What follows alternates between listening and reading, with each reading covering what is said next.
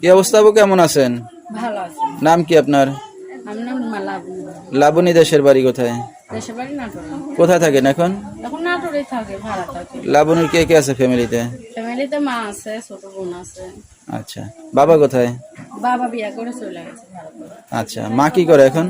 মা বাসা বাড়িতে কাজ করে, আমি মানুষের বাসা বাসা সেলাই মেশিন কাজ করি। আচ্ছা, মা মেয়ে দুজনই কাজ বাজ করতেছেন? হ্যাঁ, কাজ কাম করে, কিন্তু কাজ করে 100, 200, 300 টাকা দেয় ভাই। ওটা দিয়ে সংসার চলে, ঘর ভাড়া দেয়, এরকম আর কি। অনেক কষ্টে জীবন চলতেছে ভাই। কখনো প্রতিবেদনে আসার ইচ্ছে ছিল না ভাই, অনেক কষ্টও করে আছে।